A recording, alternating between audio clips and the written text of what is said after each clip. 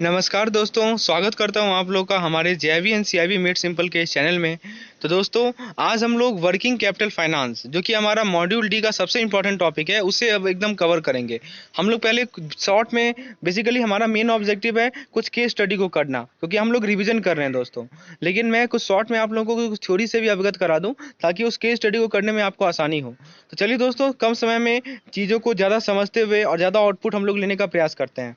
सबसे पहले working capital होता क्या है? तो working capital day to day working के लिए रिक्वायरमेंट होती है, और इसे हम लोग अमाउंट ऑफ करंट एसेट से रिप्रेजेंट करते हैं। करंट एसेट क्या होता है दोस्तों? करंट एसेट में आता है हमारा cash, bank balance, stock and inventory, trade debtor, prepaid expense. दोस्तों, ये वर्किंग कैपिटल साइकिल है, इसको आप लोग देख लीजिएगा। ये मैंने अपने पिछले वीडियो में समझाया अच्छे तरीके से, जिसका लिंक आपको डिस्क्रिप्शन में मिल जाएगा, वहाँ आप समझ लीजिएगा। क्योंकि अभी मैं आप लोगों को एकदम क्विक रिवीजन करा रहा हूँ, तो इसीलिए आप लोग इसे एक बार एकदम क्विक व्यू देख लीजिए। और आगे अब हम लोग आगे देखते हैं। हम लोगों ने देखा था कि वर्किंग साइकिल का जो लेंथ है, वर्किंग कैपिटल साइकिल का जो लेंथ है, वो किन किन बातों पे निर्भर करता है। तो पहला है कि stock of raw material required. दूसरा है दोस्तों, time period involve in converting raw material to finished good. तीसरा है credit period, credit period required to be provided to customer. और चौथा है दोस्तों, ऑब्वियस सी बात है, ज़्यादा लॉन्गर टाइम पीरियड होगा तो ज़्यादा वर्किंग कैपिटल की रिक्वायरमेंट होगी। अब मेन जो चीज़ है वो हम लोग समझते हैं। वर्किंग कैपिटल को एसेस करने का क्या मेथड है? तो 5 करोड़ से यदि एबव है, ठीक है, तो हम लोग एमपीवीएफ मेथड को यूज करेंगे। और एक है हमारा प्रोजेक्टेड टर्नओवर मेथड, जिसे हम लोग नायक कमेटी मेथड भी कहते हैं दोस्तों। चलिए, आइए हम लोग सबसे पहले समझते हैं कुछ बेसिक टर्म को, जिसे होल्डिंग नॉर्म्स मेथड कहते हैं दोस्तों, सोर्स ऑफ वर्किंग कैपिटल। अब बताइए होल्डिंग नॉर्म मेथड क्या है? बताइए दोस्तों। यहाँ देखिए हमने लिखा है inventory and receivable norm based method, Tandon committee method या एमपीवीएफ मेथड। सबसे पहले देखिए दोस्तों, यहाँ पे बताया गया है कि on it should be percentage of current asset. अब प्रश्न उठता है कि नेट वर्किंग कैपिटल क्या होता है दोस्तों? नेट वर्किंग कैपिटल का मतलब है long term source minus long term use, ठीक है, और current asset minus current liability, other current liabilities. अब देखिए दोस्तों, हम लोग सबसे पहले एमपीवीएफ को समझते हैं। एमपीवीएफ में क्या बताया गया है कि borrower to bring net working capital is equal to 25% of working capital gap. मतलब बोरोवर को जो नेट वर्किंग कैपिटल लाना है, वो वर्किंग कैपिटल गैप का 25% होना चाहिए। अब पहले वर्किंग कैपिटल गैप क्या होता है? तो वर्किंग कैपिटल गैप का फॉर्मूला है current asset minus other current liability. ये आप लोग नोट कर लीजिए। और नेट वर्किंग कैपिटल का फॉर्मूला मैंने यहाँ समझाया है, वो होता है long term source minus long term use, पहला फॉर्मूला। दूसरा फॉर्मूला है current asset minus current liabilities, ठीक है। अब देखिए यहाँ पे अदर करंट लायबिलिटीज में क्या क्या आता है, जैसे सप्लायर का क्रेडिट हो, जैसे ट्रेड क्रेडिटर हुआ, एक्सपेंस पेएबल, तो ये सब आता है अदर करंट लायबिलिटीज में, जो कि हम लोग इंक्लूड करते हैं वर्किंग कैपिटल गैप के अंदर। चलिए आइए, ये था हमारा मेथड 1। मेथड 2 क्या कहता है कि borrower bring net working capital is equal to 25% of current asset, ठीक है दोस्तों। तो बोरोवर को क्या ब्रिंग करना है? 3 मेथड है इसके अंदर। एमपीवीएफ का 3 मेथड है। 2 में कहता है कि बोरोवर को जो नेट वर्किंग कैपिटल लाना है, वो 25% होना चाहिए करंट एसेट का। पहले में 25% किसका था? पहले में 25% था डब्ल्यूसीजी का, यानी वर्किंग कैपिटल गैप का। दूसरे में 25% किसका है? तो करंट एसेट का है। और तीसरे में कह रहा है कि 100% लाना है करंट एसेट का। अब आइए हम लोग पहला जो मेथड जो है उसे हम लोग समझते हैं दोस्तों। तो उसको मैं एग्जांपल लेके आप लोगों को समझाता हूँ। तो देखिए यहाँ पे हमारा करंट एसेट मान लीजिए 1000 है, दोनों के दोनों केस में, पहला मेथड में भी और दूसरा मेथड में भी। अदर करंट लायबिलिटी मान लीजिए 200 है। ये क्वेश्चन में आपको दिया रहेगा, इसके लिए आपको निश्चिंत रहना है। तो 200 दोनों केस में है, पहला मेथड में भी है, दूसरा मेथड में भी। अब जरा डब्ल्यूसीजी बताइए क्या होगा? तो डब्ल्यूसीजी क्या होता है? Working capital gap. मैंने क्या फॉर्मूला बताया था आप लोगों को? करंट एसेट में से अदर करंट लायबिलिटी को सब्ट्रैक्ट कर लीजिए। अदर करंट लायबिलिटी को शॉर्ट में मैं ओसीएल से डिनोट कर रहा हूँ। तो सीए माइनस ओसीएल कितना मिलेगा? 800 मेथड 1 में भी मिलेगा और 800 मेथड 2 में भी मिलेगा। अब दोस्तों, अब आप ये बताइए कि मेथड 1 क्या कहता है कि बोरोवर को जो नेट वर्किंग कैपिटल की रिक्वायरमेंट है वो कितनी है? बताइए। वो 25% है किसकी? तो डब्ल्यूसीजी की। डब्ल्यूसीजी कितना है मेथड 1 में? 800 है। तो 800 का 25% कितना होगा? तो 200। तो मेथड 1 के अनुसार नेट वर्किंग कैपिटल जो बोरोवर को लाना है वो है 200 करोड़। मान लीजिए ये डाटा करोड़ में है। अब जरा मेथड 2 में आ जाइए। मेथड 2 में मैंने क्या बताया कि बोरोवर का जो कंट्रीब्यूशन होगा वो होता है 25% ऑफ करंट एसेट। अब करंट एसेट कितना है इस क्वेश्चन में? यहाँ पे 1000 हमारा करंट एसेट है, और 1000 का 25% कितना होता है? तो 250 होता है। तो देखिए यही अंतर है। पहले केस में 200 है नेट वर्किंग कैपिटल, और दूसरे केस में हमारा जो नेट वर्किंग कैपिटल रिक्वायर्ड है वो है 250।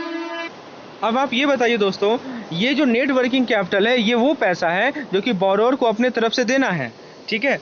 अब बताइए बैंक कितना फाइनेंस करेगी, तो ऑब्वियस सी बात है बैंक कितना फाइनेंस करेगी दोस्तों। अब बैंक फाइनेंस करेगी 800 माइनस 200 यानी कि 600 करोड़। और पहले केस में बैंक कितना, दूसरे केस में बैंक कितना फाइनेंस करेगी 800 माइनस 250 यानी कि 550 करोड़। समझ सकते हैं, ये जो हमने टेबल बनाया है, इसे सब कुछ क्लियर कट आपके दिमाग में बैठ जाएगा। अब दोस्तों हम लोग बात करते हैं टर्नओवर मेथड की। दोस्तों ये एक रिकॉल फेज है, हम लोग जल्दी जल्दी रिकॉल कर रहे हैं, क्विक रिवीजन कर रहे हैं, ताकि हम लोग इस पे बेसिस पे केस स्टडी को कर पाए दोस्तों। तो दोस्तों हम लोग को अभी अपना जो हमारा स्ट्रॉन्ग पॉइंट है जो कि केस स्टडी है उसे स्ट्रॉन्ग करना है। आइए टर्नओवर मेथड में मैंने क्या बताया था, अप टू 5 करोड़ ये मेथड वैलिड है। ये क्या बताता है कि इसमें वर्किंग कैपिटल को हम लोग कैलकुलेट करते हैं with reference to projected sale. तो क्या कहता है ये कि जो वर्किंग कैपिटल है वो 25% होता है प्रोजेक्टेड सेल का, और नेट वर्किंग कैपिटल जो बोरोवर का मार्जिन होगा वो क्या होगा 5% होगा प्रोजेक्टेड सेल का, ठीक है दोस्तों। तो नेट वर्किंग कैपिटल बोलिए या बोरोवर का मार्जिन बोलिए, वही होता है, दोनों सेम चीज है। यानी बोरोवर को कितना पैसा अपनी तरफ से लगाना है वो कितना है, प्रोजेक्टेड सेल का 5% है। और बैंक का जो लिमिट होगा वो कितना होगा 20% होगा प्रोजेक्टेड सेल का, ठीक है। तो मान लीजिए किसी पार्टी का मार्जिन जो है 5% से ज़्यादा है तो क्या होगा, तो प्रोजेक्टेड सेल, मान लीजिए ध्यान से समझिएगा दोस्तों, मान लीजिए किसी पार्टी का मार्जिन 5% से ज़्यादा है तो बैंक लिमिट को उसी तरह आप लोग रिड्यूस कर लीजिए। आइए क्वेश्चन से समझते हैं। जैसे मान लीजिए करंट एसेट हमें दिया गया है 1500, ठीक है दोस्तों। करंट एसेट कितना है 1500 करोड़ में मान लीजिए। अदर करंट लायबिलिटी दी गई है 300। तो second method of Tandon committee को यूज कीजिए आप लोग। बताइए टंडन कमेटी में आ जाइए, ये नायक कमेटी नहीं यूज करना है, टंडन कमेटी। तो बताइए डब्ल्यूसीजी क्या होगा, डब्ल्यूसीजी क्या होता था सीए माइनस ओसीएल यानी कि 1200। और टंडन कमेटी का सेकंड मेथड कहता है कि 25% आपको करंट एसेट का लेना है, तो 1500 का 25% कितना होगा 375। तो बैंक का फाइनेंस क्या होगा 1200 माइनस 375 यानी कि 825। तो बैंक का फाइनेंस निकालने के लिए क्या करना है, डब्ल्यूसीजी में से डब्ल्यू वर्किंग कैपिटल गैप में से नेट वर्किंग कैपिटल को आपको सब्ट्रैक्ट करना है, ठीक है दोस्तों। तो आपको क्या मिल जाएगा, बैंक फाइनेंस मिलेगा। और देखिए जैसे मैं एग्जांपल लेता हूँ नायक कमेटी का। जैसे मान लीजिए प्रोजेक्टेड सेल है 1000, तो वर्किंग कैपिटल क्या होगा बताइए, वर्किंग कैपिटल हो जाएगा 25% इसका यानी कि 250 रुपया। बोरोवर का मार्जिन कितना हो जाएगा 5% इसका यानी कि 50 रुपया। बैंक का लिमिट कितना देगी, बैंक कितना लिमिट देगी दोस्तों 200 करोड़ का बिल लिमिट देगी। अब मान लीजिए कि बोरोवर का मार्जिन 5% नहीं है, वो 6% हो गया। मान लीजिए बोरोवर ने बोला कि नहीं मैं 6% दूंगा, तो चलो कोई बात नहीं है। तो बैंक का लिमिट क्या कीजिएगा आप, बैंक का लिमिट जो था, जो कि बैंक का लिमिट क्या हो जाएगा दोस्तों, वो कम हो जाएगा 25 माइनस 6। अभी तक 25 माइनस 5 करते थे आप, लेकिन आप क्या करेंगे 25 माइनस 6 करेंगे, क्योंकि 6 जो है वो कौन दे रहा है, वो बोरोवर दे रहा है। तो 19 हो जाएगा, 19% निकालिएगा 1000 का। तो दोस्तों उम्मीद है ये दोनों मेथड आपको समझ में आ गई होंगी। और दोस्तों एक तीसरा मेथड है कैश बजट मेथड। तो कैश बजट मेथड आप लोग से पूछा नहीं जाएगा। यदि आप लोग जानना चाहते हैं इसके बारे में डिटेल, तो नीचे डिस्क्रिप्शन में जाइए, वहाँ पे वीडियो का लिंक मिलेगा, उस पर क्लिक कीजिए। मैंने अच्छे तरीके से उस वीडियो में समझाया इस मेथड को। फ्रेंड्स बस थोड़ा सा जान लीजिए कि इस मेथड को यूज कहाँ करते हैं, सीजनल इंडस्ट्री में यूज करते हैं, सर्विस एक्टिविटी के लिए यूज करते हैं, और कंस्ट्रक्शन एक्टिविटी के लिए यूज करते हैं। बाकी चीज़ें नहीं पूछी जाएंगी इससे। अब हम लोग जो मेन चीज़ है वो समझते हैं दोस्तों। हम लोग आते हैं केस स्टडी पे। देखिए केस स्टडी में क्या कहा गया है कि एबीसी एक पार्टनरशिप फर्म है जो कि मैन्युफैक्चरिंग एक्टिविटी में इंगेज है। उसका बैलेंस शीट दिया गया है करंट ईयर का, और नेक्स्ट ईयर का प्रोजेक्ट दिया गया है। दोस्तों बैलेंस शीट से आप लोग ऑलरेडी अवगत होंगे, आप लोग जेआईबी निकाल चुके हैं, तो वहाँ पे बैलेंस शीट आप लोगों ने डिटेल में पढ़ा होगा। तो देखिए ये हमारा बैलेंस शीट है। तो फ्रेंड्स अब इस बैलेंस शीट का यूज करके अब हम लोग को कुछ क्वेश्चन का आंसर करना है। आइए पहला क्वेश्चन देखते हैं। What is the amount of working capital for the current year. दोस्तों वर्किंग कैपिटल पूछा गया है, तो पहले समझिए वर्किंग कैपिटल होता क्या है। मैंने बताया है वर्किंग कैपिटल होता है जो कि डे टू डे रिक्वायरमेंट में जो पैसा की जो चीज़ डे टू डे रिक्वायरमेंट होती है वो वर्किंग कैपिटल होती है, या इसे आप लोग करंट एसेट भी कहते हैं। करंट एसेट में क्या क्या आता है दोस्तों, cash in hand plus raw material plus stock in process plus finished good plus trade debtor. तो दोस्तों आपको करना क्या है, इसका आप लोग एक स्क्रीनशॉट ले लीजिए। इसका ये जो हमने यहाँ पे बैलेंस शीट बनाया है दोस्तों, अभी आप लोग इसका एक स्क्रीनशॉट ले लीजिए और आप लोग एक बार खुद से ट्राई कीजिएगा, ये सभी को खोजिए। देखिए क्या क्या मैंने लिखा है यहाँ पे। मैंने लिखा है कैश इन हैंड, तो देखिए कैश इन हैंड आपको मिल जाएगा एसेट के साइड में। कितना लिखा हुआ है 10 लिखा हुआ है, तो कैश इन हैंड हमारा 10 है। फिर रॉ मटेरियल भी देखिए सब कुछ लिखा हुआ है दोस्तों। तो सभी को आप लोग यदि ऐड कीजिएगा तो आपको वर्किंग कैपिटल मिलेगा 740। तो ये काम आपका रहा, ये आप खुद से कीजिए। उसके बाद दूसरा क्वेश्चन में पूछा गया है द ऑपरेटिंग साइकिल पीरियड। ये नया चीज है दोस्तों, ये मैं समझाऊंगा। Operating cycle period for working capital purpose for the current year and the next year will be. तो देखिए ऑपरेटिंग साइकिल पीरियड का फॉर्मूला क्या होता है, current asset upon sales into 12। ये फॉर्मूला आप लोगों ने रेशियो एनालिसिस में पढ़ा होगा। तो करंट एसेट कितना है करंट ईयर का, हम लोगों ने ऊपर देखा है 740 है। तो ऑपरेटिंग साइकिल पीरियड क्या हो जाएगा 740 बटे सेल्स, सेल्स आपको 2600 ये क्वेश्चन में दिया गया है दोस्तों। यहाँ देखिए नीचे सबसे लास्ट में सेल्स लिखा हुआ है 2600, तो 2600 को डिनोमिनेटर में लिखिएगा और 12 से मल्टीप्लाई कीजिएगा, तो ये आपको दे देगा 3.42 मंथ। ठीक है दोस्तों, एक ही ऑप्शन है बी हमारा जिसमें 3.42 लिखा हुआ है, इसीलिए करेक्ट आंसर होगा 3.42 मंथ। अब तीसरा क्वेश्चन देखिए क्या पूछा गया है। थर्ड क्वेश्चन में पूछा गया है दोस्तों, what is the amount of net working capital projected by the firm for the next year. तो नेट वर्किंग कैपिटल जब भी बोले आप लोग समझिए मार्जिन, यानी कि बोरोवर को कितना पैसा लगाना है। तो वो कैसे निकालते हैं, current asset minus current liability. ये फॉर्मूला मैं बार बार बता रहा हूँ दोस्तों, इसका दो फॉर्म है, long term source minus long term use, एक ये भी होता है और एक दूसरा फॉर्मूला होता है current asset minus current liability. तो करंट लायबिलिटी भी आप लोग निकालिए उस चार्ट के थ्रू और दोनों को सेपरेट कीजिए तो 170 आपको आंसर आएगा। अब दोस्तों एक दूसरा केस स्टडी हम लोग करते हैं जो कि टंडन कमेटी मेथड पे बेस्ड है। फिर से वही चीज़ है, सारा डाटा पिछला वाला ही है, एबीसी फर्म है हमारा, उसका एक बैलेंस शीट हमें सामने प्रस्तुत किया गया है, लायबिलिटी है और एसेट है। आइए क्वेश्चन को देखते हैं। Based on above information answer the following as per Tandon committee second method of lending. देखिए दोस्तों लिखा हुआ है second method of lending, what is the minimum net working capital required and at projected by firm for the next year. ठीक है दोस्तों, तो पहला दो चीज़ पूछा गया है, minimum net working capital required क्या होगा। तो दोस्तों दो चीज़ों को आप समझिए, एक है वर्किंग कैपिटल गैप और एक है नेट वर्किंग कैपिटल यानी कि बोरोवर मार्जिन। तो फ्रेंड्स आपके थॉट प्रोसेस कैसी होनी चाहिए, सबसे पहले पूछा क्या गया है ये बताइए, आपसे नेट वर्किंग कैपिटल पूछा गया है। नेट वर्किंग कैपिटल बताइए, टंडन का सेकंड जो मेथड है वो क्या कहता है, मैंने बताया है, वो कहता है कि नेट वर्किंग कैपिटल जो है वो 25% होता है किसका, तो करंट एसेट का।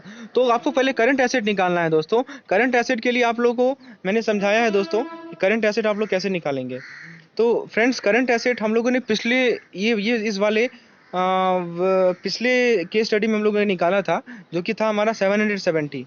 और फ्रेंड्स हम लोग क्या करेंगे उसका 25% निकालेंगे। तो आप लोग 25% निकालिए 770 का, जो कि आपको मिल जाएगा दोस्तों, कितना मिल जाएगा 194.25।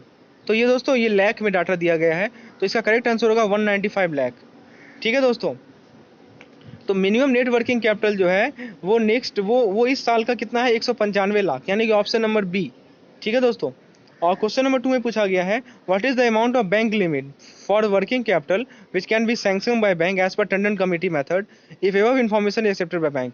मान लीजिए कि बैंक ने बैलेंस शीट को देखा, एक्सेप्ट किया, अब बैंक को कितना पैसा देना पड़ेगा, बैंक लिमिट क्या होगा।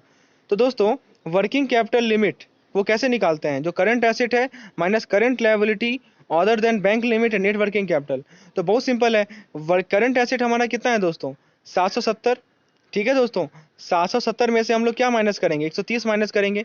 130 क्या है दोस्तों, 130 है हमारा current liability other than bank limits. और देखिए अदर देन क्या लिखा हुआ है, bank limit and net working capital equal to 25% of current asset. तो वो हमारा 195 है, हम लोगों ने ऊपर निकाला है। देखिए 195 तो वो हिस्सा है जो कि कौन देगा, जो कि आपका वो बोरोवर देगा, उसे तो घटाना है ही, साथ ही साथ 130 को भी घटाना है। 130 क्या है दोस्तों, करंट लायबिलिटीज है। ठीक है, उसे भी आप लोग सब्ट्रैक्ट कीजिएगा, तो आंसर आएगा आपका वर्किंग कैपिटल लिमिट का वैल्यू आएगा 445। अब तीसरा क्वेश्चन में पूछा गया है, which of the following is not a source of finance for working capital. मतलब वर्किंग कैपिटल के लिए कौन सा फाइनेंस का सोर्स नहीं है। तो ऑप्शन ए कर रहा है नेट वर्किंग कैपिटल, बी कर रहा है ट्रेड क्रेडिटर, सी कर रहा है अदर करंट लायबिलिटी और डी कर रहा है बैंक टर्म्स लोन। तो source to finance working capital include net working capital, trade creditor, other current liability, bank finance in form of cash credit, but terms loan is not included. तो term loan नहीं आता है दोस्तों, term loan से हम लोग finance नहीं करते हैं वर्किंग कैपिटल का। ठीक है, बाकी सबसे करते हैं। तो ऑप्शन डी गलत है, तो इसका करेक्ट आंसर होगा ऑप्शन नंबर डी, क्योंकि नॉट पूछा गया है दोस्तों। तो फ्रेंड्स ये था हमारा आज का लेसन, उम्मीद है चीज़ें आपको समझ में आई होंगी। मैं प्रयास किया हूँ कि आप लोगों को चीज़ें समझाने का। यदि आपको पीडीएफ की रिक्वायरमेंट है दोस्तों, ये जो पीडीएफ मैंने शेयर किया है यहाँ पे, यदि इस पीडीएफ की रिक्वायरमेंट है तो फ्रेंड्स नीचे डिस्क्रिप्शन में आपको एक लिंक मिलेगा, उस पर क्लिक कीजिए। हमारा दो प्लान है, एक 59 रुपीज़ का, एक 159 रुपीज़ का है। तो ये जो 159 रुपीज़ है उसमें मैं आप लोगों को पीडीएफ के साथ जितने भी हम लोग एवीएम के अनसॉल्व क्वेश्चन है वो भी कवर करेंगे, और साथ ही साथ हम लोग केस स्टडी को भी प्रोवाइड करेंगे। और 59 वाले प्लान में मैं आप लोगों को केवल थ्योरी वाला पोर्शन का पीडीएफ प्रोवाइड करूंगा। तो जैसा भी आपको सुटेबल लगे आप नीचे डिस्क्रिप्शन में जाइए, उस पर आपको लिंक मिलेगा, उस पर क्लिक कीजिए। तो आपको पीडीएफ रेगुलर इंटरवल पे मिलता रहेगा। तो दोस्तों यदि लेसन आपको चीज़ें समझ में आई होंगी तो लेसन को लाइक कीजिए, चैनल को सब्सक्राइब कीजिए और शेयर कीजिए। धन्यवाद।